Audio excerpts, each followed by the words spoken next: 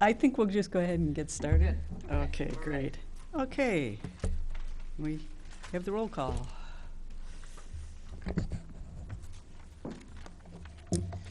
Ms. Hedlund is excused. Mr. Jacobson, Ms. Makovsky, Mr. Morrison, Here. Mr. Patterson, Here. Ms. Salmon, Here? Ms. Waller. Here. Okay.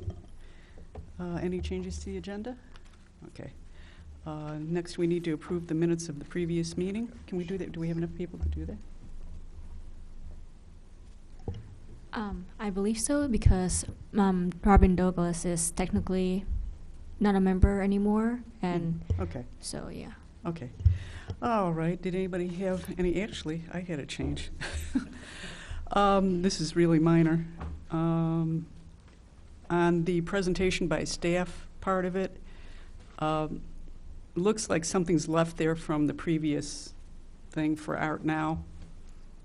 Can you see that where it says okay, and then it says John Morrison interviews Jerry Savage. That needs to come out. Okay. Other than that, anybody else have any comments? Okay. I move we approve the minutes as adjusted. Correct. I second. All in favor? Aye. Aye. Okay. No public input, so we're going to go ahead with a grant presentation by Kate Cooper. Hi, Kate. I'm going to tell you about how I use the funds, and then I'm going to show you a slideshow, and time permitting and interest permitting, I will also show you the 9.5-minute video of the whole presentation, if you'd like. So the grant funds that I had for the Right to Dance were used to provide a class of Yankee Ridge Elementary students in 4th grade, their teacher, Julie Kaiser, the dance drama teacher, Betty Allen, and the music teacher, Meg Tipton, with a 1-week intensive of dance and poetry. So over 7 days, we worked daily for 2 hours at a time, learning improvisational structures and choreographing solo, duet, and small group dances to original haiku, rewrites of 2 different poems, and 1 pre-existing poem. At the conclusion of this really rigorous process, we had a 9.5-minute performance piece that we shared in a final presentation to 2 classes of 2nd grade students, as well as teachers, administrators, parents, friends, and community members. And Virginia was there. We began each session with a warm-up to prepare the students' muscles and minds for the work ahead. And then, depending on the creative project, we would either explore relevant ideas that would give students the tools, processes, and vocabulary for embarking on their own explorations, whether alone, in pairs, or in groups, or under my guidance if I was actually giving them a specific choreographic directive.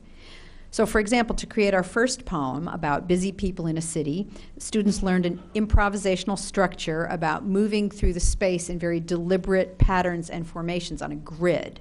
And then we explored and added ways of making connected shapes, and we concluded that improvisational structure with a weight-sharing technique for moving in pairs and groups.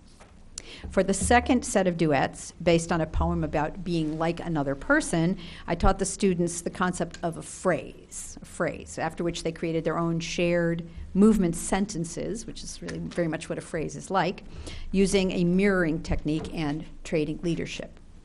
For the following haiku dances, we looked at action word verbs, action quality adverbs, and noun shapes as points of departure for interpreting their poems. And these were original poems written by the students. Every attending teacher then had the opportunity to act as outside eyes as 6 different groups worked simultaneously in the classroom, in the hallway, and in an adjacent space. So I actually had Julie Kaiser, the 4th grade teacher, with 1 group, Betty Allen with 2 groups. I had a student from the University of Illinois who studied with me, watching a group, and I was also working with another 2 groups. So it was really a lively process, I gotta say. It was exciting. For our final rhythm poem, we brainstormed images and movement ideas as a group. And then the students worked again in pairs, inventing short phrases for each individual line of the poem and sharing some lines as whole group movement that used isolated body parts, moving on a steady beat, or coming into the space for the grand finale. The students showed throughout this process tremendous concentration, perseverance, creativity, critical thinking, and teamwork. I had very high expectations. Everybody rose to the challenge. And this experience once again confirmed my belief that learning through the arts is holistic, meaningful, memorable, and engaging. It gives young people enduring life lessons about responsibility, accountability, and shared leadership, and also teaches the power of imagination and the gratification of hard work rewarded. So let's see the slideshow that I put together of just still images, and I will read some of the poems over that so you can get a sense of what's going on here. And then, time permitting, I'll show you the actual piece itself, and then I'll take your questions.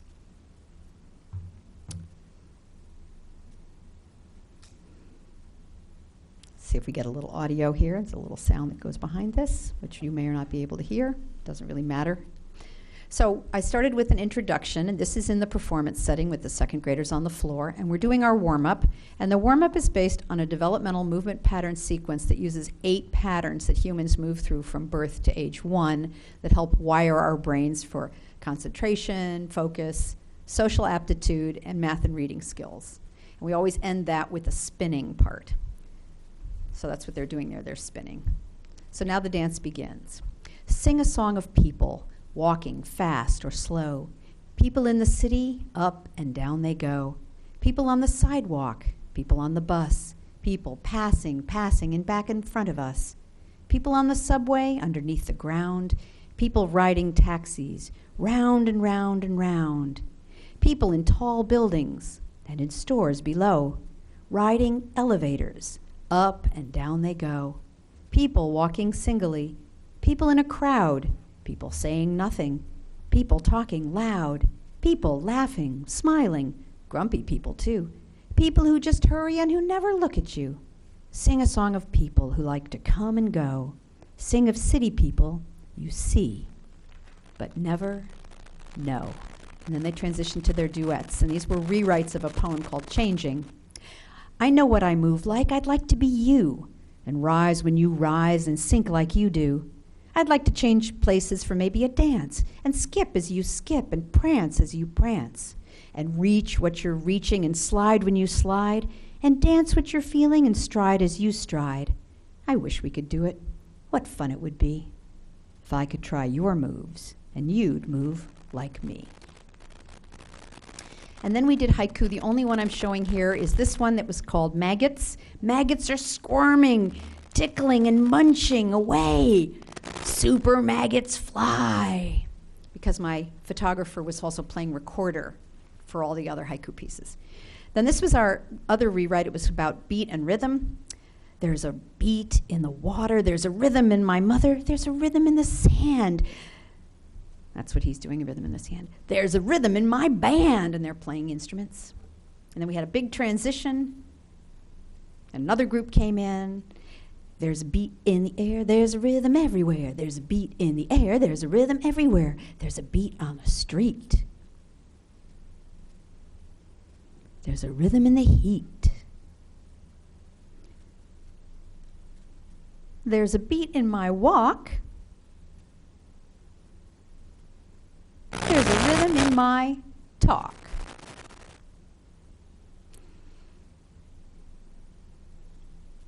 There's a beat in my toes, and it goes and goes and goes.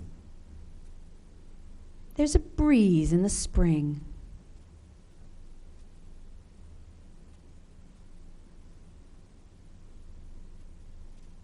There's a rhythm when I sing. There's a beat in the bees. There's a rhythm in me.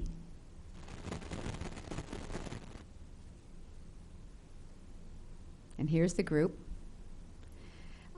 Julie Kaiser on the very far right of the screen. In the middle, myself and Betty Allen.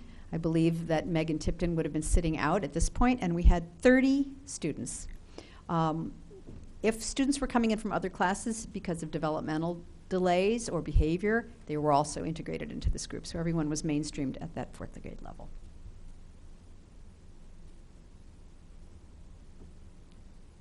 So I can take your questions now, or I could show you the whole project, whatever you'd like.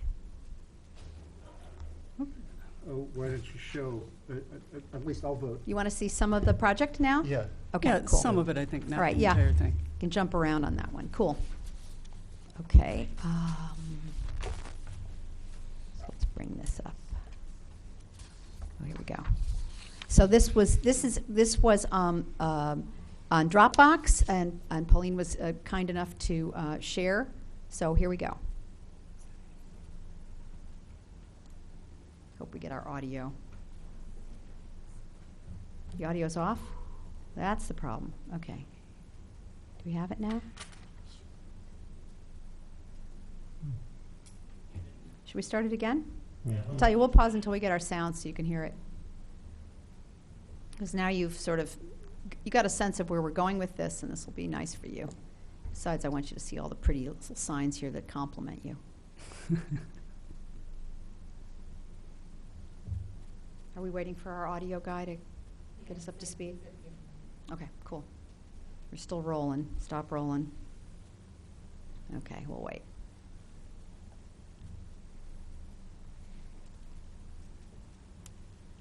You can ask me questions while we're waiting in this interlude. Since you mentioned I was there, I was there, and I was happy to go. I was glad to be invited to know about it, and they were very, very good. The dancers knew exactly what they were doing. They were so self-confident, That's you know, great. and what they were doing, and it was really a pleasure to see the work that they did in such a short time period. No, that it's you really had. amazing. But Yeah. you know, the intensity of something, when you get 2 hours a day with a group, that's 4 times the length of time that Betty Allen ordinarily has with those students. So it's like being with them for weeks in relative to what they get ordinarily. And as we know, when you go into an immersion process, stuff happens. It just, you would never get that if you had to start and stop over and over again. The other thing I think that is good about this type of thing, that we give money to the schools for this, and they have this experience, then when they appreciate it themselves, and they can continue it if it is their thing. But if not, they see other dance performances, and then they realize the work that's gone into it and the emotion and everything that's involved. So exposing kids at this age to this, I think, is a wonderful use of our grant money. Good. Well, District 116 is very lucky to have dance and drama in the schools at the elementary level anyway, because it's super unusual nationally. Champaign doesn't have it. Most places don't have it. So the students already have a disposition for movement, so I don't have to break the ice in that regard. And then it's very much like what Virginia said, that sort of appreciation, because, dancing is about dance making, dance appreciation, and skill building, right? So I was working with the skill building and the dance making part, and the dance appreciation kind of comes from all around them, and also them seeing each other's work. So it's a very integrated process, and it's so real life, because I really did hold them to the same standard I would adults, and they were just great about it. Am I going to try this again, or are we still waiting? All right, let's see if it's working. Here we go. Sing a song of people, walking fast or slow. People in the city, up and down they go. People on the sidewalk, people on the bus, people passing in back in front of us.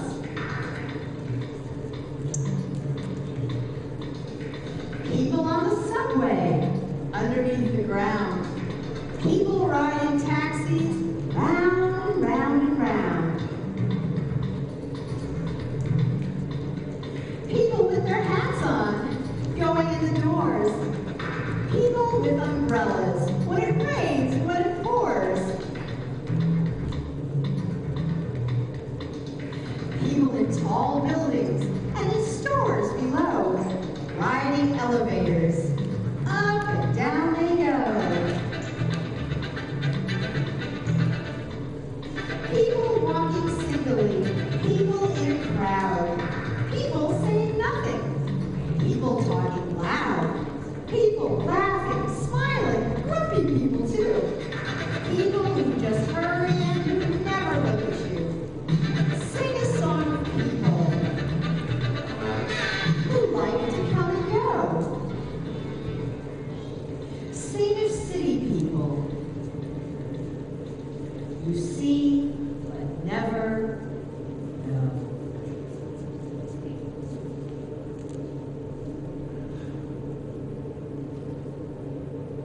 I know what I would like. I'd like to be you.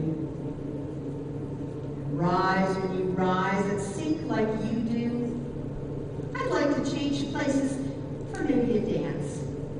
And skip as you skip, and prance as you prance. And reach what you're reaching, and slide when you slide, and dance what you're feeling, and stride as you stride. I wish we could do it. What fun it would be if I could try your moves, and you'd move like me. What is the opposite of two?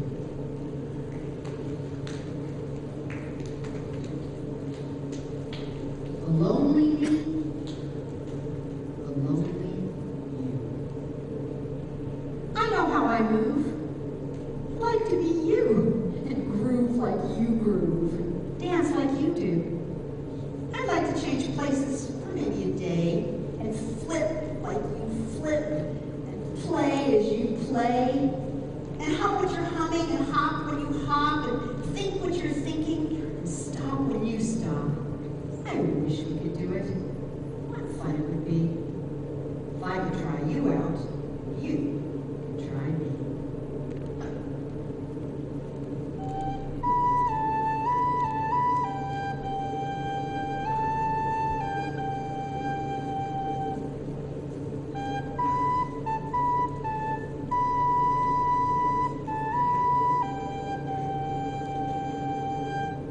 The dragonflies, odd wings, speak to the heart like a heartbeat. Keeps flapping. These are the poems that they wrote, by the way, right in here in this section. River runs through racks.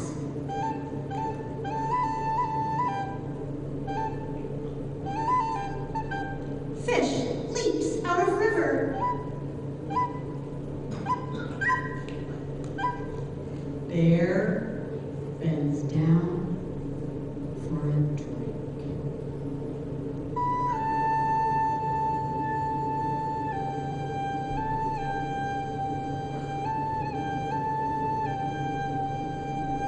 Summer, bees, always at work collecting pollen.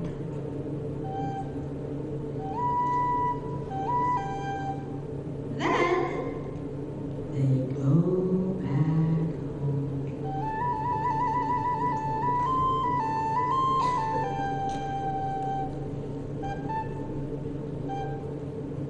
The clouds turn grayish. The rain starts.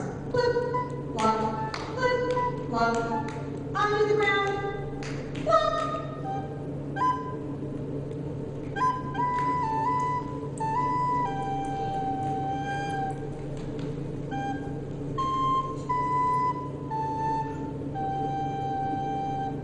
Maggots are squirming, tickling and munching away.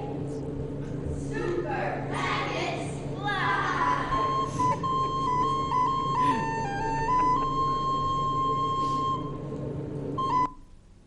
Whoa, I don't know why it stopped. Well, it's okay. That's okay. This is probably a good time Good to place stop. to stop. You get the idea. Yeah. You can see the intensity with which they're performing. It's like, it was so awesome. They're amazing kids. Okay. Well, thanks very much for this project. You wanted to say something? I wonder how feasible it would be to get all the necessary releases to post the video. Yeah, I was wondering the same thing. Ooh, good question. Oh, I'd have to ask Betty. I don't know.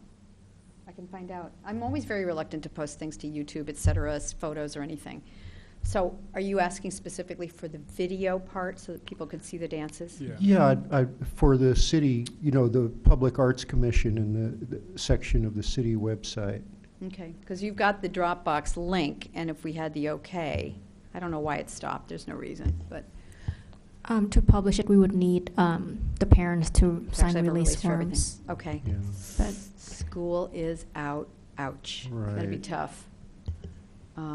Okay. If they have release forms already on file, from during the year.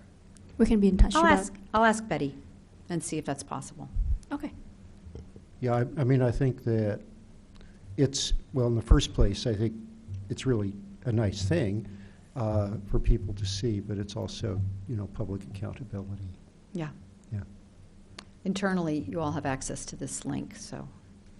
Yeah, and that's great, but obviously wouldn't be right to post it for the Right. to post it or Okay. provide a pathway for the general public without getting all those releases, I think. Absolutely. Yeah. Okay. Well, thanks for your time. Thanks for the grant. It was an absolute delight working with those children. Great, thanks, Kate. Okay, next we're going to have the monthly progress report.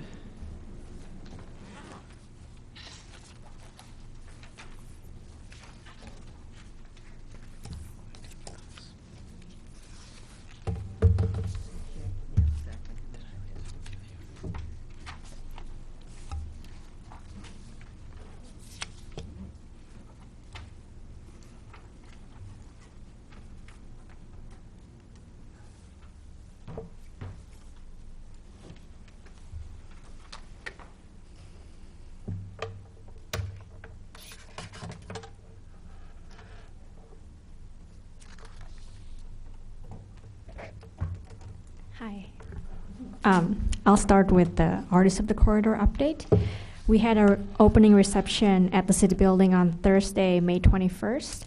It was pretty well attended, and this exhibition, as well as exhibition at the Free Library, both by Beth Darling, will be up until August 4th. For Art at the Market, we were done with our first Art at the Market of the season. It was on May 9th, and we had Neutral Cycle lead a jewelry making workshop, which was pretty popular. And also we had the C4A String Band perform. And on June 13th, that's our next date for Art at the Market, we'll have Carissa McDermott, who will lead a workshop titled Garden Critters. It's basically like a plant pot decorating session. And Jubla Kamara and Bale Alatantu will perform from 9:30 to 11:30 a.m. Previously in the marketing materials, it says that Maria Ludicky will lead the workshop, but there were some changes, so now Carissa will lead that workshop. For Art Now, because Beth Darling is featured on Artists of the Corridor and her banners are on Broadway Avenue, we reran episode 49, which featured Beth Darling from October 2014, and the June episode features faculty member Catherine Weisner, who's a ceramic artist. Weisner.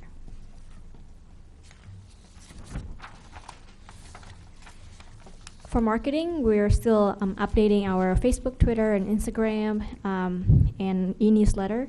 We now have 812 fans on Facebook, 1,430 followers on Twitter, and 45 followers on Instagram. And I did this report a few days ago, but since then I put up a Facebook ad for the Murals on Glass program, and that really gave us a lot of new followers on Facebook. Two more things about marketing. We will air a short promotional video at Summer Movie Nights, which is a project that received a grant from us, and they have outdoor movie festival on Ray Street near Courier Cafe. It will be aired on Saturday this week. It will be really short, maybe about 30 seconds, but it will highlight what the public arts program is all about. And also, I had an interview with Melissa Murley from the News Gazette, so something should be up on their website by Sunday this week. For fundraising, we're applying to Artworks, which is a grant program by the National Endowment for the Arts. And right now, we're most probably going to collaborate with PAL, the Public Art League. So I met with them today to brainstorm some ideas, but the application has not been completed or submitted. The deadline is in July. And it's not the easiest grant to receive. It's relatively competitive, but hopefully we'll be able to get something out of it. For murals on glass, the deadline is in 10 days, June 19th. We've only received several applications, but there are a few days left. And 3 works will be selected on June 24th by a selection committee. Jeannie will represent the commission in that committee. And the winning works will be printed on vinyl sheets and displayed at the Urbana Business Association office and the Civic Center. So, Okay, great. Thank you. Next, we're going to discuss briefly the Urbana Art Expo.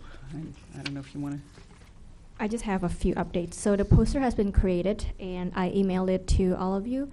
So if you have anyone who you think might be interested in applying, feel free to pass it along.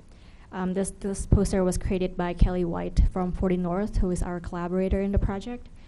And I've also sent out a press release and posted on social media. And we're getting our posters printed this week, so hopefully we'll do more marketing before the end of this week. The application is officially open. We haven't received any yet. It was just opened yesterday, but we created a new mailbox to accept all applications. And the deadline is August 7th. That's a change from the previous deadline that I shared with you at the last meeting. It was July 31st, and now it's August 7th to allow more time for the artists to apply. Right now, we're in the process of figuring out the best way to display artworks at the Civic Center. We're considering movable walls and a railing system like we have at the corridor here. And then we might need to think about extra lighting and stuff. But things are progressing along pretty well. And I think that's all I have for the Art Expo update. If Pat or Jason has anything to add, feel free. I think that's pretty good. Yeah, we are thinking about hanging. That's kind of I mean, it could be an issue, it might not be an issue, but it's something I think that needs to be, we need to know exactly what's going to happen before we go in there and figure it out on the fly. But I think that there's a lot of options and it shouldn't be too much of an issue, I think. Yeah, definitely need to figure out way ahead of time, since we will have 15 artists or artist groups at the same time, and if we keep it as simple as possible. Yeah. Okay. Yeah, well, first of all, I just want to say I think it's great that 40 North is collaborating with us on this, and I thank them very much for that. Mm-hmm. You might mention also that we are going to have some demo artists outside. You still going to do that? Yes. Yeah. Weather permitting, we will invite an artist or two to do a demo outside, or maybe even more than that, just to attract passerbys and people who line up for Black Dog across the street. Right. Yeah, and we're also talking about maybe having some food trucks there too, right? Yes. Okay. I would ask if anybody here has additional ideas for publicity when it comes time to publicize the actual event. I think that would be, please pass those along to us too. I know one thing I thought of was that we certainly should try to get the word out at Clark Lindsay and also through the Alley group, if we can do that, because those are two groups that are interested in art. Mhm. So, and if anybody's got any other ideas, please let us know. University? Can we contact the university anyway? I don't know. What was the question? If Barbara were here, we'd probably could find out. Could we contact the university in any way? Yes. I believe some members of the university, of the School of Art and Design, are aware that we're doing this. Jason has friends there that he has mentioned it to, and I did talk to a professor there. I just mentioned the idea, and he said he's supportive of it and he can help in any way he can. Kevin knows, so. Kevin knows too. Yeah, but that's right. Right. You could announce it at the cinema too, for all of your guests. Okay. So for marketing this event, we have 2 steps. First of all, we need to market to the artists so they apply, so we get high quality options. But then the more difficult part, I think, is to market it to the public to get people to attend. Right, because this is the first time we're doing it, so. It is the first time. And one of the things that I try to keep in mind is to make sure it has its own identity and not confused with the Craft League's art fair, which is just less than a month after us. All right. And then I guess we will move on to, unless anybody has anything else to add, we'll move on to the discussion of arts in schools. So in 2014, Perry Elementary was the recipient of Arts in the Schools. They received $3,000. And we agreed that before the next cycle of this grant program, we will try to kind of redefine the goals and process of arts in the schools. So I talked to some art teachers, local art teachers, and I talked to Ginny and Barbara, who both are really interested in art education about this. And I came up with several ideas. So for the arts in the schools improvements, to have a clearer selection process, I think we should have the program juried by members of the community to ensure a fair process.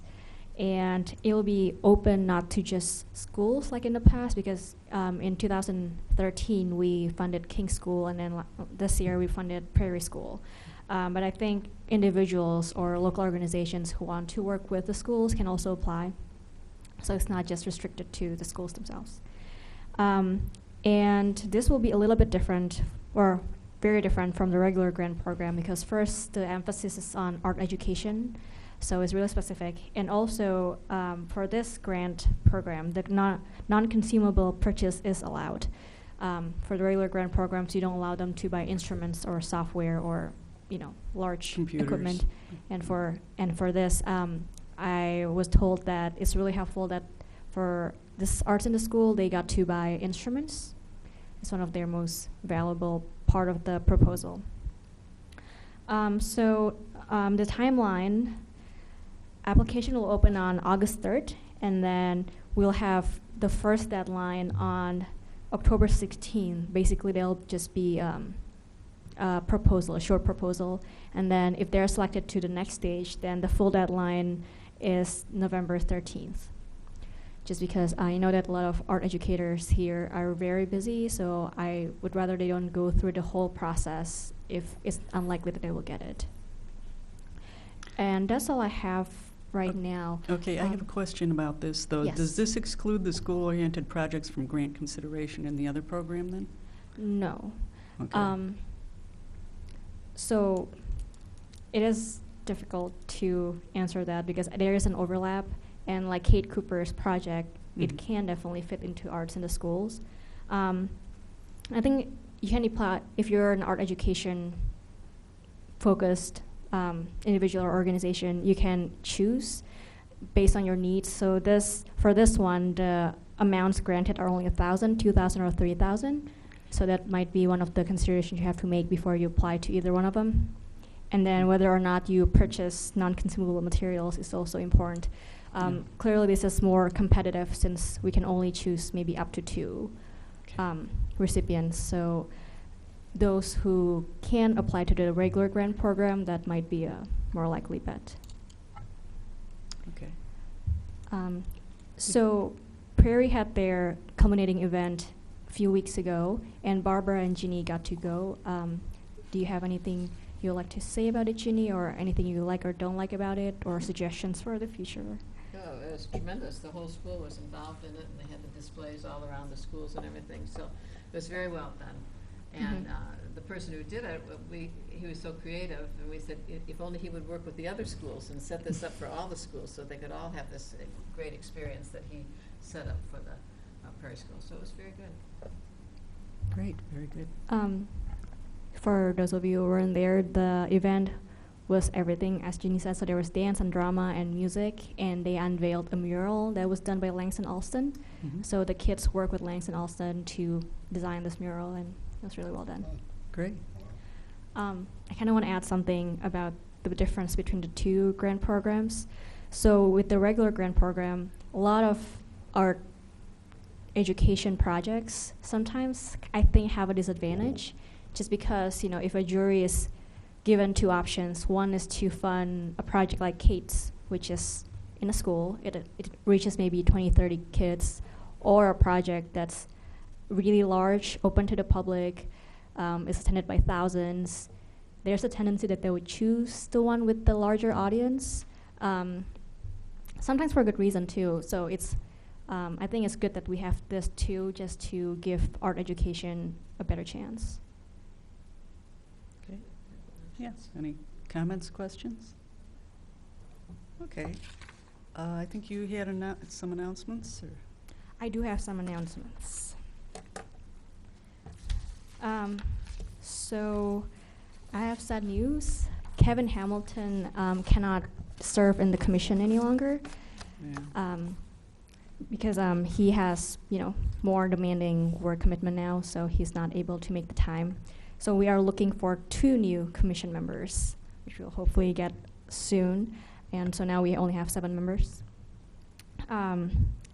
And second announcement is we will not meet in July. I will actually be out of the office for about 2.5 weeks in July to get married. So 2 ceremonies. 2 ceremonies. It's intense. So we will meet, our next meeting will be on August 11th. But I'll still be able to access my email, so if there's anything, I'm not completely gone. Okay. Can you give me those dates one more time that you're going to be gone? July 3rd to July 20th. Okay, thank you.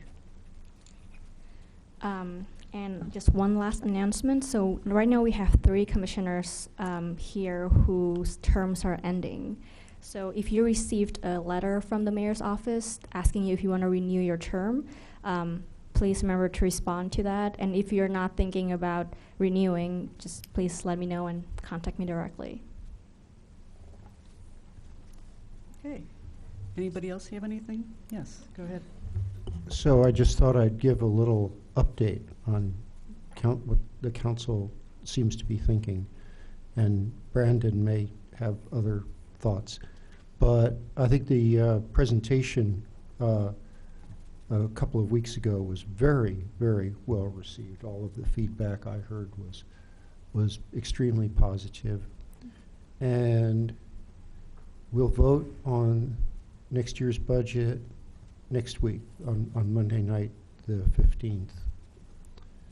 And I don't anticipate, just based on one-on-one conversations, my sense of what was happening on the council floor and so forth, I don't anticipate any problem with the